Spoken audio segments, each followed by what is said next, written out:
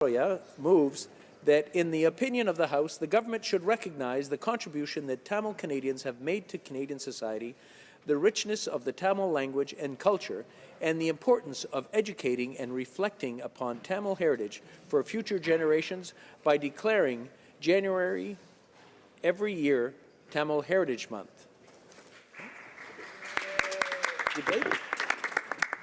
The Honourable Member for Scarborough Rouge Park.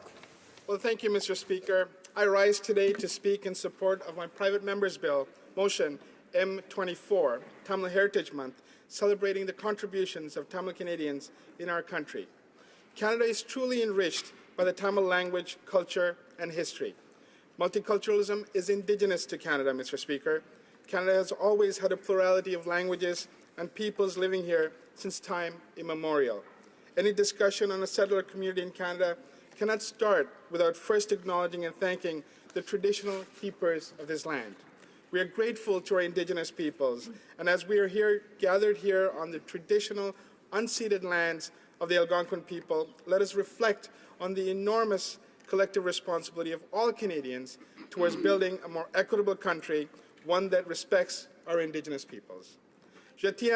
I'd like to thank the Conservative Party, the New Democrats, and the Green Party for supporting my motion. I'd also like to thank our Minister of Canadian Heritage, the government, my Liberal colleagues, and our respective staff for their hard work, ongoing feedback, and support for this motion. We wouldn't be here today had it not been for the municipalities of Markham, Stouffville, Ajax, Pickering, Oshawa, Whitby, Brampton, Toronto, Ottawa, and York Region, and school boards such as the Toronto District School Board that took a lead in entrenching Tamil Heritage Month in their respective jurisdictions. I want to particularly acknowledge the province of Ontario for recognizing Tamil Heritage Month in 2014. I wish to thank the many individuals and organizations in the Tamil community and many allies of the community for their hard work over the years that have allowed us to bring this to the national stage. Except for Indigenous peoples, all of us in Canada have come together in this great country from around the world. In Canada, our diversity makes us stronger. In many ways, it is this diversity that unifies us and brings us closer. The Canadian Charter of Rights and Freedoms ensures that no matter who you are in Canada, you have the right to be yourself, to keep your identity and culture without being any less Canadian. Our late Prime Minister Pierre Trudeau established Canada's official multiculturalism policy in 1971. This bold action opened Canada's doors to the world. With this policy, Prime Minister Pierre Trudeau saw multiculturalism as the most powerful tool for, and I quote, preserving human rights, developing Canadian identity, strengthening citizenship, and reinforcing Canadian unity. Multiculturalism was later entrenched in Section 27 of the Canadian Charter of Rights and Freedoms, and in 1988, the Multiculturalism Act went into effect. Our Prime Minister said it best: a Canadian is a Canadian is a Canadian. In Canada, Mr. Speaker, there is space for us all. Mr. Speaker, the Tamil language dates back 500 BC. It is considered to be one of the oldest living ancient languages in the world, with a written tradition dating back to the same period. This linguistic tradition ties Tamils to a deep and unbroken cultural history that stretches generations. The Tamil language is recognized throughout the world. It has received recognition from India as a classical language. Singapore declared it an official language. It is a national language in Sri Lanka and has been recognized as the official state language of Tamil Nadu. India அரசினில் செம்மொழியாகவும், Singapore அரசினில் ஆட்சி மொழியாகவும், இலங்கையில் தேசிய மொழியாகவும், தமிழ்நாட்டு அரசின் ஆட்சி மொழியாகவும், உலகமெல்லாம் அறிந்த மொழி தமிழ் மொழி. There's a very important proverb in classical Tamil poetry in Tamil that reads, Yadam ore yavaram kelir, meaning every country is my country and every person is my kin. The transnational Tamil experience has meant that Tamils have moved extensively over the years. The origins of the Tamil people can be traced to South Asia, but they started to migrate all over the world, first in search of better opportunities, then as indentured laborers, and more recently for safety and security. Tamils initially went to the British colonies such as South Africa, Malaysia, Singapore, and also to places like Mauritius. In the 20th century, Tamil migration led to significant permanent communities being established in Europe, Australia, and Americas. Tamils are a diverse people. It means you can practice any faith, come from any corner of the world, and still be a proud Tamil. Tamils have called Canada home since the 1940s. However, the first real community didn't come together until the 1960s. Tamils initially came as students from different parts of the world, such as India, South Africa, Malaysia, and Sri Lanka. Many went back to their home countries after their studies, while many more ended up settling in Canada. This was followed by professionals, some of whom settled in towns across the country, from Belleville, Ontario, to Dawson Creek, British Columbia, and anywhere in between. The first recorded Tamil cultural organization in Canada was the Bharati Kalamandram, established in 1969, and this was followed by the Tamil Ilam Society of Canada in 1978. The community took shape in many urban centers, including the Greater Toronto Area, Montreal, Ottawa, Windsor, Halifax, Winnipeg, Edmonton, and Vancouver. By 1983, there were 3,000 Tamils living across the country. The most significant arrival of Tamils in Canada began in 1983 as refugees from Sri Lanka sought safety from persecution. As a response to the anti-Tamil pogroms on the island of Sri Lanka, and due to the hard work of the community at that time, Canada opens its doors to refugees by establishing a special measures program. It enabled Canadians to sponsor their extended family members and normalize status to refugees already in the country. Due to ongoing violence on the island, Sri Lanka became a top refugee-producing country for many years. Mr. Speaker, Tamils have taken extraordinary risks to come to Canada over the years. Like many refugees, they bet everything for the promise of a better life where they would no longer have to live in fear or be treated as second-class citizens. While waves of refugees came to Canada by boat, many more recent refugees came to Canada by conventional means with the support of their families. In 1986, 155 Tamil refugees came to our country seeking safety off the coast of St. Shots, Newfoundland. They were saved at sea by Captain Gus Dalton and his crew from Admiral's Beach. This year marks the 30th anniversary of the first group of Tamil refugees that arrived by boat. While it is a celebration of the success of this community, it is also an opportune time to recognize and thank the people of Newfoundland for their generosity. Mr. Speaker, the next group of Tamils that came to Canada by boat did not receive as generous a welcome. As you're aware, on Wednesday, our Prime Minister issued a moving apology on behalf of our government for Canada's failure to welcome those arriving on board the SS Komagatumaru in 1914. While Canada has come a long way in the last century since that incident, from time to time, our deeply buried prejudices have been allowed to surface. As a direct result of the war in Sri Lanka, 2 more boats carrying Tamil refugees, the MV Ocean Lady in 2009, carrying 76 Tamils, and MV Sunsea in 2010, carrying 492 Tamils, arrived off our western coast in Victoria, British Columbia. These refugees arrived and shared their stories of being victims of war crimes, crimes against humanity, and genocide. Thankfully, Canada did not turn these refugees away. However, we failed to understand their plight. From the moment they arrived, we treated these refugees as criminals, keeping hundreds of men, women, and even children in detention for several months. Many of these refugees continue to live in legal limbo today. Mr. Speaker, I had the opportunity to meet with most of those who arrived aboard these 2 boats, and their stories are heart-wrenching. Just this month, I met a young man whose parents were killed when he was 10 years old, and he came to Canada on the MV Sunsea at the age of 19. Today, he's 26, thriving, and Canada is his home. It is this shared sense of history and perseverance that in many ways defines the Tamil community in Canada and around the world. Maintenant, je veux souligner le travail. Now I want to underscore the work of Tamil Canadians to conserve their language and culture. We have a number of very important organizations that work on promoting the Tamil language and culture. The University of Toronto, under the leadership of the late Professor Chalva Kanaganayagam, and more recently York University under the leadership of Professor Philip Kelly, the University of Windsor, under the poet laureate of the Tamil community, Rudramurthy Charan, have sparked a great deal of interest in advancing Tamil studies in Canada. Additional courses are continuing to be developed. Annual Tamil Studies conferences, lectures, and symposiums have attracted many local and international academics to our great country. Ultimately, there's a strong movement to establish a research chair in Tamil studies. The interdisciplinary study of the Tamil people, language, and culture is further supported by awards such as the N. Sivalingam Award in Tamil Studies at York University and the Tamil Literary Gardens Essay Award. At a primary and secondary school level, there are many organizations that are teaching tens of thousands of students the precious Tamil language. Organizations such as Arivagam, Tamil Academy, and the many school boards offering Tamil heritage language classes. There are other programs that teach Bharatanatyam, Sangeetam, and other fine arts. Many young people undertake extensive training in these fine arts for their arangetrams. I want to acknowledge the keepers and teachers, parents and grandparents for their hard work in instilling the love of the Tamil language, arts, and culture in our young people.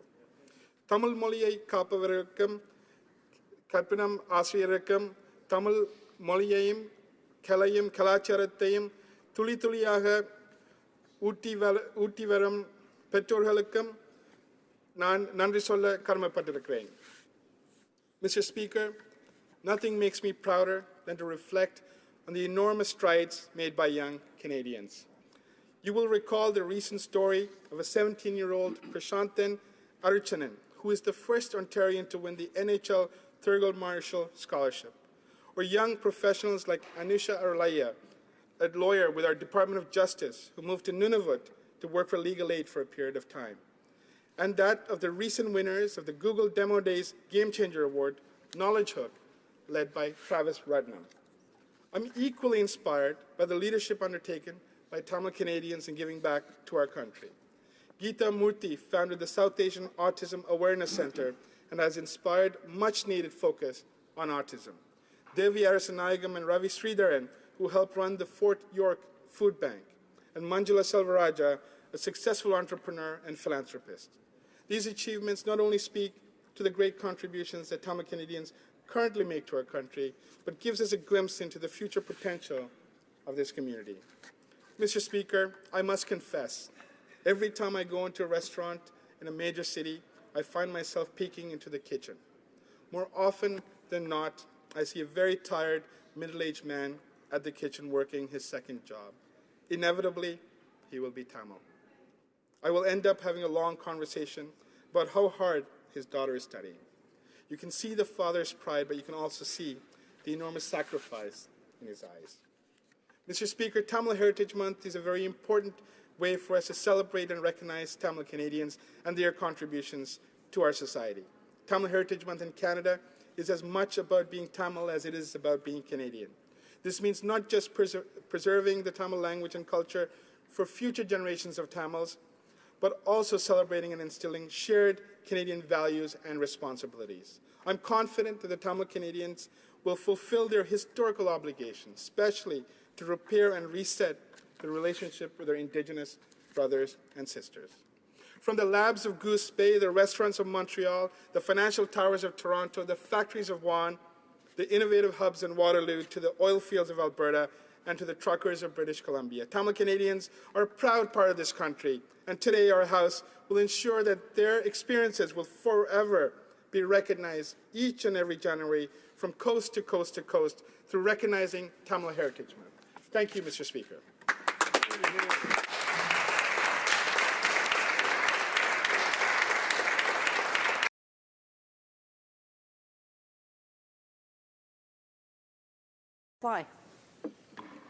Thank you very much, Madam Speaker. I'd like to thank all my colleagues from all the parties for their statements this afternoon. It's definitely a sign of strength for the Tamil community that we can cross party lines and come together on such an important and very symbolic issue that affects all Tamil Canadians. I want to thank my colleagues who spoke not just today but also at the last session, recognizing M-24 as Tamil Heritage Month every January for their support and solidarity. Since I last took the floor in May on this topic, I want to share some very personal stories that speak to the history, strength, and resolve of the Tamil Canadian community. This July, I visited Sri Lanka after a prolonged period of time, where I personally saw the enormous destruction that took place over a 26-year civil war. It is a country where I was born, yet it's a country in which it is very difficult for Tamils to live in peace, security, and equality, or even call it home. It is a country that is unable to protect the unique Tamil language, culture, people, and land. My visit gave me a closer look into the ongoing conflict. It confirmed to me that while the armed conflict is over, the underlying issues for Tamils are far from it. The foundation for peace on the island must be one based on a robust federal system that respects all minorities, equality, human rights, and the strict adherence to the rule of law. I returned to Canada grateful as always to come back to this country that I call home. Canada gave me and my family refuge in 1983. It is a country that has given abundance of rights, freedoms, and opportunities for me and my family. In Canada, the basis of your success or failure is not predetermined by who you are or where you came from. In many ways, the rest of my summer was spent reflecting on this reality. I had the opportunity to go to St. John's, Newfoundland to celebrate the 30th anniversary of the first Tamil boat refugees that arrived on our shores in 1983. We celebrated the great people of Admiral's Beach, our Coast Guard, Captain Gus and Rom Dalton and his crew who saved the 155 Tamils, and the survivors and their children who made that heroic journey. I want to thank the Canadian Tamil Congress for their hard work in organizing this event and celebrating Tamil Canadian history. I also want to thank the great people of Newfoundland for their generous welcome, as always. I then had the opportunity to attend the second annual Tamil Fest in August of this year. It is the largest street festival in all of Scarborough. The event saw over 175,000 Torontonians celebrate Tamil food, culture, and people. In September, the Canadian Tamils Chamber of Commerce celebrated its 25th anniversary at the Metro Toronto Convention Centre, and I was proud to induct the first ever Hall of Fame award winner, Dayalan Muthulingam of The Cable Shop. To see the countless Tamil Canadian business leaders who have succeeded under great adversity was truly inspiring. It is motivating to see the likes of Dr. Ravi Kugadasan of Digital Specialty Chemicals, who gleed at the 23 PhDs that currently work for him. La semaine dernière, je me suis rendu. Last week, I traveled to a Tamil school in Dollard-des-Ormeaux with my friend, the Honourable Member for Dollard-des-Ormeaux in Quebec. The Tamils in the school spoke 3 languages, French, English, and Tamil, with a great deal of pride. I stand in front of you as a proud member of this community, a community whose contributions to Canada is really just beginning. We have come a long way both as Canadians and as Tamil Canadians. In closing, I want to thank the many individuals and organizations that have worked to make this initiative a reality. My friends, the collective advocacy and contributions of various community leaders, organizations, and all levels of governments across this nation efforts speak to the fact that preserving Tamil heritage in Canada does not begin or end in partisan lines. And it is because of our collective efforts that all Canadians will now be able to celebrate Tamil Heritage Month every January from coast to coast to coast. I want to leave where I started last May by acknowledging that we are on the traditional, unceded lands of the Algonquin people, and I want to thank our Indigenous peoples for sharing their land. Nandri, merci, thank you, miigwech.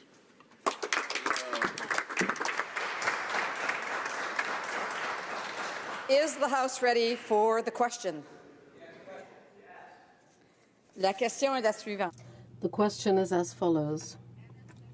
Hungary, seconded by Mr. Soroya, moved that, in the opinion of the House, the government should recognize the contributions that Tamil Canadians have made to Canadian society, the richness of the Tamil language and culture, and the importance of educating and reflecting upon Tamil heritage for future generations by declaring January every year Tamil Heritage Month. Plaît-il à la Chambre d'adopter?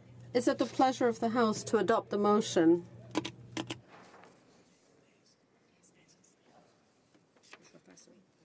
Que tous ceux qui appuient la motion. All those in favour of the motion will please say yay. All those opposed will please say nay. À mon avis, les oui l'emportent. In my opinion, the yeas have it. Pursuant to Standing Order 93, the recorded division stands deferred until Wednesday, October 5th, 2016, immediately before the time provided for private members' business.